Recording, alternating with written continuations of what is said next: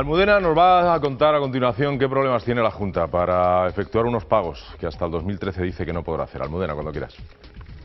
Hablamos ahora de obras públicas y es que según la Consejería de Medio Ambiente y su consejero Juan José Díaz Trillo, la Junta de Andalucía no podrá hacer frente a las obras que ya se está ejecutando y no podrá pagar el coste hasta el año 2013. Desde el Partido Popular Andaluz critica esta posición y afirma que quiere dejar facturas pendientes para el próximo gobierno de la Junta de Andalucía. Además, le recuerda todas las facturas que tiene pendiente la Junta de Andalucía en materia de obras públicas.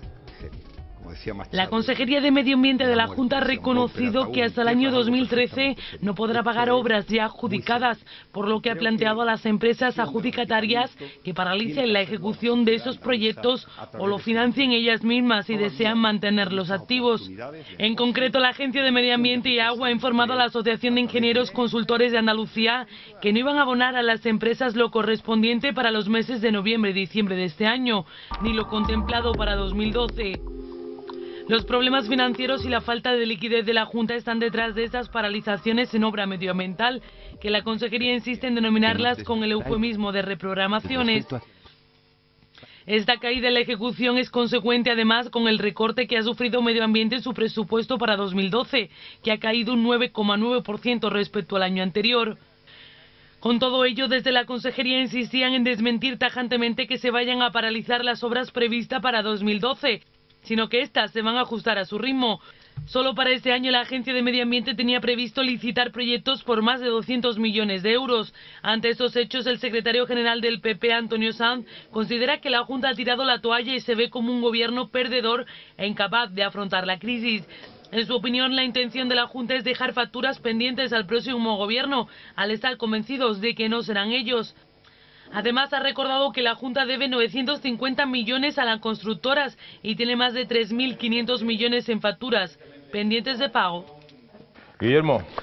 De forma básica yo lo diría, y sencilla y gráfica, vamos a ir recogiendo el chiringuito, que queda poco, y aquí ya que el que venga atrás que arree. Se puede decir, para resumirlo, quizás no excesivamente ortodoxo ni políticamente correcto. Pero efectivamente, la Junta, dentro de ese eufemismo efectivamente que ha llamado en reprogramar inversiones, sí, lo que ha hecho ha sido paralizar, cerrojazo y punto. Y fuera. Nada más.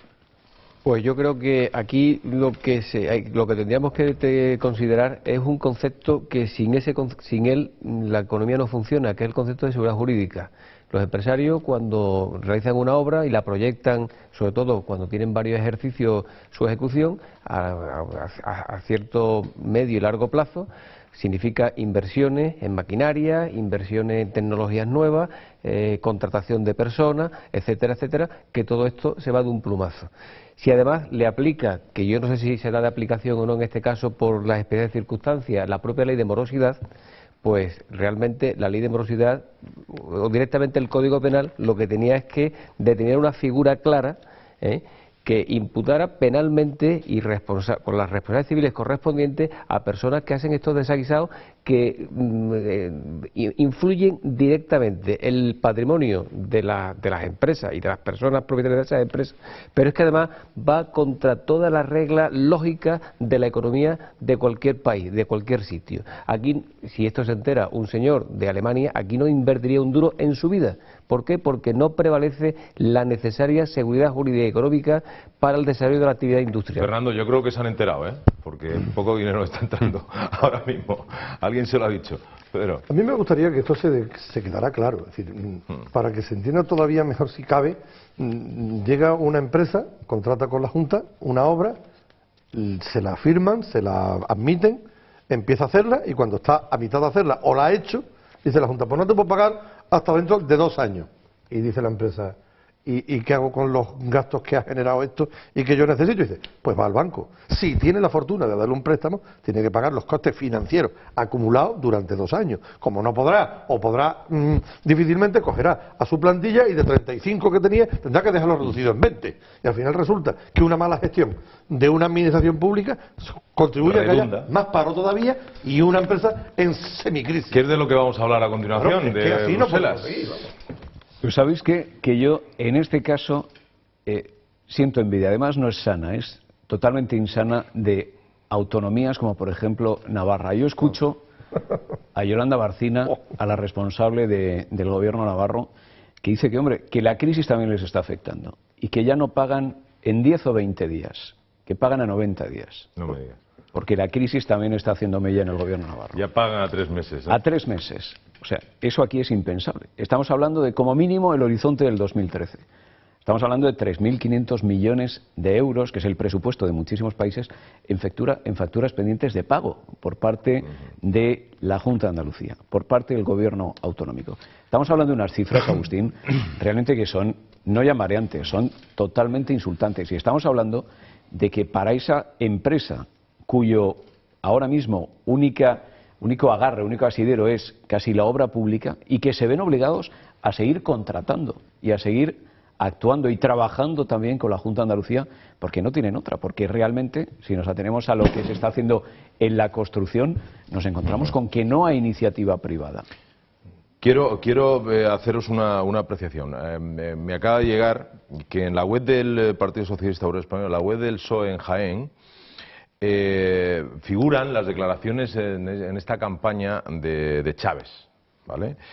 Y sin embargo Griñán, que también ha hecho declaraciones y mítines como es lógico, no aparecen en la página de la web del PSOE de Jaén. ¿Esto qué significa hacia Griñán? ¿Un trato no preferencial? Creo que don José Antonio Griñán debería hacer un curso acelerado de amistad con don Manuel Chávez, porque es que han perdido todas las amistades inexplicablemente. Es que no se hablan casi. Yo creo que don Gaspar Zarrías quiere más a don Manuel Chávez que a don José Antonio Griñán. Que Griñán ha sido el alumno respondón que le ha salido a Chávez totalmente. Una persona que no salió de las urnas como presidente de la Junta, que fue Chávez el que lo colocó ahí, y ahora Griñán se la ha jugado a Chávez. Es que fue patético ver a José Antonio Griñán el otro día en un mitin que puso a Zapatero por las nubes y a Rubalcaba ni lo mencionó. Claro. Bueno, está claro de parte de quién estaba, quién es el que ha influido para que Griñán sea el presidente de la Junta y del PSOE. Pues era una maniobra del señor Zapatero, cuando todavía tenía algún poder, que quería meter a Griñán, echar a Chávez o quitarlo y meter a Mar Moreno como mano derecha de Griñán. Y ahora resulta que es Rubalcaba el que manda y que no es el otro, con lo cual aquí Griñán yo creo que está fuera de juego, pero completamente. La querencia en este caso se pone de manifiesto. Y encima no paga, con lo cual, bueno, ya... Bueno, ahora ya sí, ya vamos después de este comentario. Bruselas afirma que España va a conseguir algo. Y es un número alto. Y no es un número alto en su PIB, ni en su crecimiento, sino es el número de parados, por desgracia. Fijaos lo que dice Almudena. Y malas noticias de nuevo para la economía española y para el desempleo, y es que según un informe interno de Bruselas, España podría rozar la escalofriante cifra de 6 millones de parados. Sería su tasa más alta y, según apunta este informe, en los próximos trimestres nuestro país no será capaz de crear empleo. Vamos a ver en el siguiente vídeo qué apunta Bruselas y la Unión Europea en cuanto a los desempleados de nuestro país. La economía española seguirá destruyendo empleo en los próximos meses hasta sufrir un retroceso del 2,7% en el mes de enero. Esto supondrá un nuevo mínimo de 17,7 millones de trabajadores, que hará que la ocupación registre su nivel más bajo desde el segundo trimestre de 2004. Así, el número de parados rondará los 5,5 millones de personas, teniendo en cuenta las últimas cifras de la encuesta de población activa del INE. Un informe interno de Bruselas apunta incluso que la cifra podría alcanzar los 6 millones de desempleados. Según el avance del mercado laboral que elaboran analistas financieros internacionales y la patronal de grandes empresas de trabajo temporal, la economía española se encuentra a las puertas de una nueva recesión. El ajuste del empleo está empezando a recaer en aquellos colectivos que estaban sorteando la crisis de una manera relativamente buena, como los asalariados públicos y el personal doméstico, lo que según AFI y Ayet apunta a un claro riesgo de asistir a una nueva recaída de la ocupación en los próximos trimestres. AFI y Ayet advierten de que la situación es muy preocupante, ya que el número de desplazados del mercado laboral está cerca de los 6,7 millones de individuos, con un crecimiento del 8,1% anual. Pues según Bruselas se ve que se va a destruir, prevén que hay una mayor destrucción de empleo, y esa tendencia, sin embargo, fijaos, se verá compensada por una disminución de la población activa debido a la considerable salida de trabajadores inmigrantes. Bueno, pues por comenzar con este tema, ¿no? Fijaos que en el año 2009 nos asustábamos cuando veíamos que llegaban cifras del conjunto de Europa y de Estados Unidos que hablaban del 9,5%. de desempleo en la zona euro y en Estados Unidos, el 9,5. Estamos con cifras ya sensiblemente superiores en España al 20%. El horizonte de los 5 millones que veíamos como una utopía, o sea, veíamos como algo que difícilmente íbamos a alcanzar en los próximos meses, hace tan solo medio año, pues no ya en el horizonte de los 5 millones, tenemos el horizonte de los 6 millones. Pero es que el propio comisario de la Unión Europea de Economía, Olli Rehn, dice que le encantaría que llegase el día en el que pueda dar buenas noticias, pero es que realmente se suma al paño de lágrimas de los 5 continentes, o en este caso que nos ocupa, de Europa y de España, y dice que ahora mismo es imposible. Pero ojo, también tenemos algún dato, tenemos que coger algo positivo. Nuestro entorno, las economías de los países que sí se ha demostrado que son importantes a nivel europeo. Bueno, pues Francia y Alemania están manejando ahora mismo cifras de un cierto incremento en su Producto Interior Bruto. Se está llegando a unas cifras por lo menos que aseguren un cierto espíritu constructivo y optimista de cara a los próximos meses. En nuestro país, de momento no es así. De momento barajamos unas cifras realmente desastrosas en la creación de empleo y sí es verdad que nosotros también necesitamos, para generar esa confianza, una cifra, un dato que nos provoque por lo menos esa sonrisa y esa satisfacción para los próximos meses. Yo, hombre, 6 millones de parados es una cantidad de personas con nombres, apellidos, como dicen ahora para esto de los mítines, con cara, ojos y tal, ¿no? Pero 6 millones de personas que no tienen un proyecto personal de vida, no lo pueden tener, que tienen que proceder, que tienen que soportar una dependencia o bien de la familia o bien del Estado, que son incapaces de elaborar un futuro posible, que le va a llevar 5 o 6 años volver a rescatar, comiéndose todos los ahorros. Ya no le quedará dinero en la caja de ahorros, es que ya no hay nada, es que llevan mucho tiempo haciendo esto, ¿no? Cuando hay casi 400.000 familias en Andalucía que no tienen ningún ingreso. Es que esto es un drama tan grande que yo, si decíamos antes que las elecciones en España eran elecciones de emergencia nacional, en Andalucía son de superemergencia andaluza. Andalucía no puede estar 30 años después del primer triunfo socialista en unas elecciones, el último de la fila, el último de la cola, los penúltimos, los últimos, en esto, en PIB, en renta per cápita, en renta familiar per cápita, en educación, en camas. Dicen, bueno, dijo, es que alguna vez tendremos que tener un gobierno que haga lo que tiene que hacer, que es pensar en los intereses generales y ser eficaz y eficiente haciéndolo. Alguna vez. Y que no sea tarde, ¿no? Sí. Fernando, porque sí, también hay que tener en cuenta que... Vamos a ver, esto en el año 2007, el premio Nobel Paul Krugman lo advirtió en un artículo que escribió que se llama Dolor en España, o sea, se estaba refiriendo a España, a nuestro país. Y lo decía abiertamente, el problema de los ajustes de los precios, ese era el planteamiento que él hacía, y había un desajuste que, en su opinión, que ahora mismo se ve que era absolutamente cierto, aproximadamente entre un 25 y un 28% de desajuste. Significa que vivíamos por encima del 28%, en resumidas cuentas. En segundo lugar, en el año 2008, The Economist hablaba sobre Andalucía precisamente y decía que la Junta de Andalucía era el motor del empleo, cuando se crea empleo en más del 50% en la comunidad autónoma, lo cual es un auténtico disparate.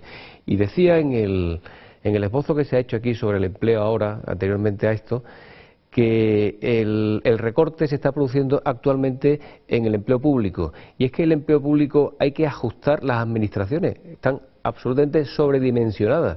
Y por tanto, si hay una sobredimensión hay que redimensionar. Y el ajuste tiene que venir por ahí necesariamente. Lo que pasa que eso es un ejercicio de seriedad hacerlo. Puede existir ayuntamientos con 3.000 personas trabajando, y voy a poner uno de la provincia de Cádiz sin mencionarlo, pero lo diré. 2.700 personas, de los que 168 son funcionarios, 470 son policías locales y el resto son trabajadores, empleados públicos que han entrado por la vía extraña, no son funcionarios públicos. Eso no se puede consentir, y además con problemas de impagos permanentes. Bueno, pues ¿qué pasa? Que efectivamente hay que ajustar el empleo, porque ese desajuste es una parte de lo que nos provoca a nosotros el déficit público. Si el déficit hay que recortarlo, hay que recortar muchas Fernando, partidas. ¿ese dato que has dado tú lo han sabido los andaluces en algún momento? ¿Se ha hablado de ello? ¿Tú lo has comentado? Yo lo conozco porque leo la prensa. Por lo tanto, cualquiera tiene capacidad de leer la prensa y de enterarse del mismo dato que yo estoy exponiendo aquí. Yo lo conozco por la prensa, no lo conozco por otra vía. Porque la dicho prensa. así es escandaloso, ¿no? Absolutamente. Si es que hay un pueblo en la provincia de Sevilla que se llama Huevar del Aljarafe, que tiene 6.000 habitantes, creo que tiene menos, y ha llegado a tener 600 empleados municipales. 600. Eso es la familia del alcalde, los tíos, los primos y todos los que han seguido yendo. Y dicen, pero bueno, ¿esto cómo se puede aguantar? ¿Cómo se puede aguantar una comunidad como la andaluza que tiene 500.000 funcionarios, entre funcionarios, laboral, 500.000 empleados públicos y tiene menos empresarios que funcionarios? Si los empresarios son los que generan riqueza y los funcionarios los que la distribuyen, equitativamente o no, llega el momento en que no hay nada que redistribuir. Es que no hay nada. Es que no podemos tener 500.000 funcionarios. Se ha ido metiendo. El único empleo público, el único empleo que ha crecido en Andalucía en los últimos 3 años es el empleo público. Claro, es que Pero así... es que, sí, iba a decir, lo primero que va a hacer Mario Monti como primer ministro italiano es quitarse de un plumazo a 30.000 funcionarios. De un plumazo, directamente. Pero curiosamente, Rubalcaba dijo no hace mucho tiempo también que quería incrementar la función pública. Porque ahí radicaba el empleo, pero usted, esto es una pelota que va corriendo, esto no tiene fin. En cualquier caso, el tema del paro es dramático, 6 millones de parados, Dios mío, que casi cabe en la comunidad autónoma andaluza. Es la población de la comunidad autónoma andaluza. Ya no solamente quiebran empresas, quiebra la familia como institución, financieramente. Se han convertido, pensionistas y jubilados se han convertido en auténticas ONGs, que están acogiendo al hijo que pierde el puesto de trabajo y, por tanto, pierde su independencia. A todo el mundo. O sea, es decir, llegaremos a un punto en que difícilmente se podrá sostener la economía familiar, que yo creo que un poquito es casi la base de todo. Sí.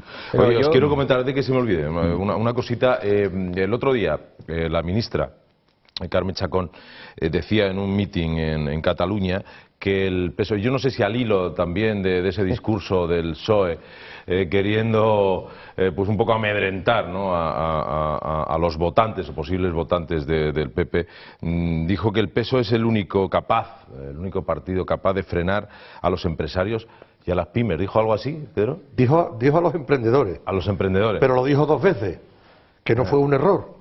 Ya. Dijo, el PSOE es el único partido a mí me sigue capaz pareciendo de un error, contener a los emprendedores. Me sigue pareciendo un error, Pedro. O sea, es un error. Que lo dijera seguro, pero que es un error. Pero es que lo repitió 2 veces. Luego ya el error, dice, mire usted, es que usted en el discurso tenía puesto emprendedores. ¿Cómo se puede decir eso? ¿Por qué? De todos modos, yo pienso que hay una explicación técnica del porqué del desempleo. Y muy sintéticamente, porque no tenemos tiempo. 2 conceptos, el de la productividad del factor trabajo y el de la competitividad empresarial. Para que la gente se haga idea, nosotros estamos justo por encima de Kenia en competitividad empresarial. Claro, si nosotros tenemos que estar cerca de Francia, de Alemania, de Italia, de Dinamarca, en ese punto central de la generación de riqueza y por lo tanto de empleo, estamos al lado de Kenia, el 130 y tantos de los 200 escasos países que existen en el mundo. Ayer en Alemania la presidenta Angela Merkel decía una cosa que yo creo que a mucha gente incluso se le ha podido escapar.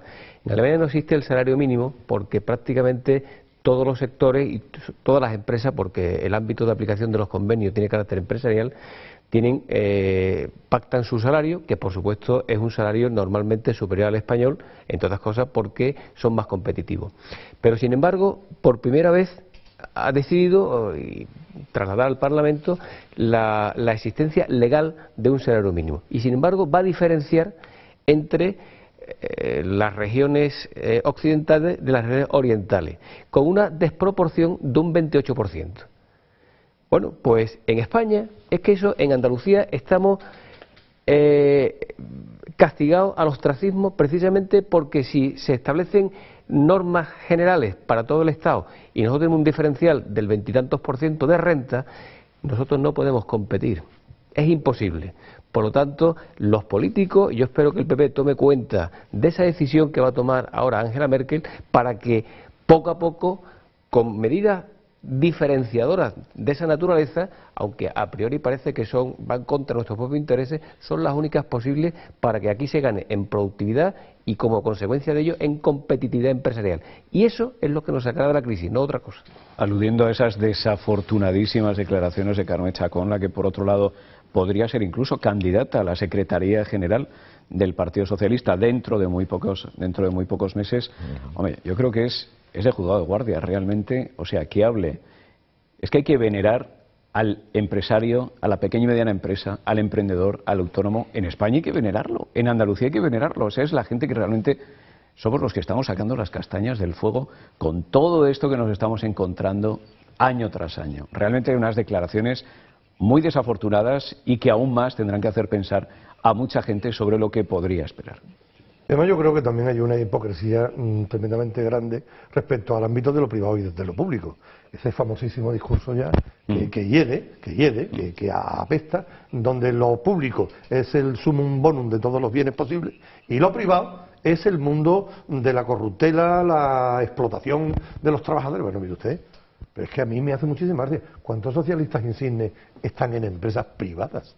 S.A., AFA, el Escuredo, José María Rodríguez de la Borbolla, el hijo de Chávez, la hija de Chávez. Bueno, aquí está todo el mundo en empresas privadas, pero cuando son privadas de las de ellos, son privadas inmensamente buenas, pero cuando son privadas de los demás, son explotadoras, canallas. Claro. Mentira. Fijaos, hay una hipocresía continua en esto. Fijaos, hay 1.250.000 pymes, me acaban de dar este dato, ¿vale? Si se le dan las condiciones laborales y fiscales adecuadas, se las trata bien, supongamos que cada empresa contrata un par de trabajadores. Estaríamos hablando de 2,5 millones de puestos de trabajo. Claro.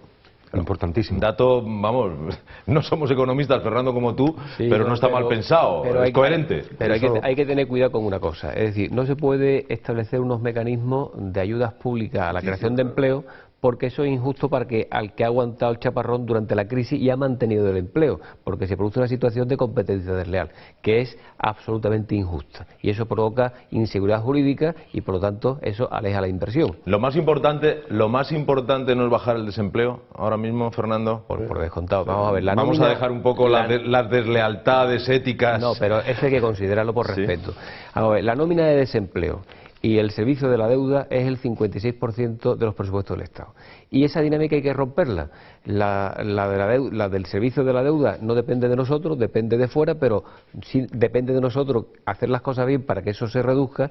Y sobre el tema de la nómina de desempleo hay mucho que hablar a través del concepto, que aquí ahora mismo no es el momento porque no hay tiempo, de un concepto que se llama los salarios diferidos, que son las indemnizaciones por despido, lo que es la prestación en sí de desempleo y lo que es el supuesto asunto que es discusión actualmente del caso austriaco de capitalización austriaca, los casos también de desempleo. Esas tres cosas, que al final son salarios diferidos, permiten un margen de actuación para el próximo gobierno para reducir drásticamente la nómina de desempleo. Sí. Hace falta, evidentemente, crear lo primero, puestos de trabajo. Es evidente, no crear puestos de trabajo, bajar las cifras del paro. Y bajar las cifras del paro conllevan crear empleo. Un Estado, un gobierno no está obligado a crear empleo. Sí da ayuda al empresario, ayudar o a poner las medidas y los métodos para que se pueda crear empleo. Evidentemente hay que hacerlo, como bien dice Fernando, conocedor profundo del tema, desde un punto de vista jurídico, que no sea tampoco agravios comparativos con que evidentemente los que han soportado y están soportando todo lo que se está viniendo encima. Sí, pero a pesar de que ellos están soportando, la cosa está muy mal. Está muy mal, destruyendo puestos de trabajo. Claro. Hay que aplicar soluciones. Pero es que hay una cosa que ya se hizo en España. La ética, ya hablaremos de la ética. En el año... ya con usted, que ha aguantado y tal, se lo agradezco, y ya tendré con usted un comportamiento X. Pero ahora mismo tengo que ayudar a esta gente, que esto empiece a funcionar. Pero es que si pongamos dos establecimientos que están uno enfrente del otro. uno contrata gente con unos costes de personal distintos del de enfrente porque está bonificado, los costes de personal y los costes de seguridad social son gastos a fin de cuentas contables y por lo tanto el otro señor puede vender el producto a menor precio y hará entonces a través de una competencia desleal que el otro cierre. Eso hay que tener mucho cuidado. En resumidas cuentas, lo que hay que establecer es un mecanismo para que la actividad exista, y para que la actividad exista lo que no te pueden es freír impuestos, incluidas las cotizaciones sociales, que son las más altas de Europa, el caso español. Eso es lo que hay que tocar. Perfecto. No, yo creo que lo que... Lo vamos a despedir y ahí tienes que lanzar un mensaje muy importante para Antonio del Castillo, bueno, para yo el simplemente abuelo. bueno, perdón, por razones de tiempo, ¿no? Este asunto diciendo que efectivamente lo que dice Fernando lleva mucha razón. No se pueden introducir elementos discriminatorios entre empresas porque entonces... Ahora bien, lo que ya se inventó en 1996 fue que cualquier empresa en la situación que tuviera que crear empleo tenía unas bonificaciones estipuladas y con aquello que fue tan pequeñito y una reducción de la indemnización por despido improcedente de 45 a 33, con aquellas dos cositas básicamente de nada y una reordenación competitiva de los factores de la producción, con aquello bajó el paro a la mitad, en 3 años, 4 años. Bien, yo creo que aquí podría quizá hacerse una fórmula parecida, que no sea una creación de empleo ficticia, porque ¿de qué nos sirve? Le damos a un lo del tío, plan E, a lo del alguien plan E, por 3.000 euros ejemplo. para que... Eso es mentira. Aparece el que ha fraude, supuesto la piratería. un gasto ahí de unos 15.000 millones de euros aproximadamente. Despenalizar la creación de empleo, que no sea un drama. Crear nuestra deuda ahora mismo oscila entre 20 y 26.000 millones de euros. Ahí es lo que tenemos ahí pendiente. Ahí hay un dinero que sí, que debemos. Es un dinero que nos tiene a nosotros. Si nosotros lo público o lo privado, ahora mismo, porque lo privado ya... debemos muchísimo dinero. Lo que debemos nosotros aproximadamente son sobre 900.000 millones de euros públicos y el resto hasta creo que son el doble de esa cantidad es la deuda privada. Yo hablaba del déficit terrorífico. Son los préstamos que hemos pedido. Y en línea con lo que apuntaba Pedro, en cuanto al pensamiento también, yo creo que hay que romper con esa dinámica y ese pensamiento de que fomentar lo público es lo progresista, es lo de izquierda, así que fomentar lo privado, la empresa, es más de derechas. Yo creo que tenemos que romper también con ese pensamiento porque lo que hay que hacer es una conjunción de lo público y lo privado. Y fíjate, además hay otra cosa, perdón. Una cosa muy rápida que me acabo de tocar ahora mismo en segundos, que el domingo tenemos elecciones, evidentemente, pero somos dichosos y es un lujo ahora mismo en Europa poder elegir a un gobierno y que no sean la economía ni el euro el que se cargue como se ha cargado a los gobiernos. Y ya lo dijimos una vez y lo vuelvo a decir. Y lo público no se identifica con el Estado, lo público no se identifica con la Junta, lo público no se identifica con lo municipal. Hay servicios públicos que pueden ser desempeñados perfectamente por empresas privadas. Perfectamente. Y pusimos un ejemplo aquí una vez, creo que lo pusimos. Autobuses urbanos interprovinciales. Son privados, servicio público, a un precio extraordinario y Oye, con una comunidad espléndida. Bueno, tenemos que despedirnos. Si tenemos más días, mañana vamos a retomar seguramente este tema de nuevo. Por favor, Pedro. Sí, por favor, queríamos decir una cosita a la familia de Marta del Castillo, que hombre, que ayer se vio, yo creo que gratamente sorprendida por la aparición de un testigo, de un testimonio nuevo, que parece que desmonta en gran medida todo lo que ha sido la artimaña de este conjunto de pájaros de mal agüero y que ha tenido en la más completa de las ignominias a la familia. Esperemos que esta primera vía de agua de la verdad acabe rompiendo el dique completo y se sepa algún día qué fue lo que ocurrió con Marta del Castillo. Ojalá. Ojalá así sea. Un beso enorme a los padres y al abuelo, a toda la familia y a todos los que estáis siguiendo el caso. Nosotros nos vamos mañana a las 8:30, tenemos más cosas que hablar porque Andalucía sigue preocupándonos y mucho. Hasta mañana, queridos andaluces. Chao.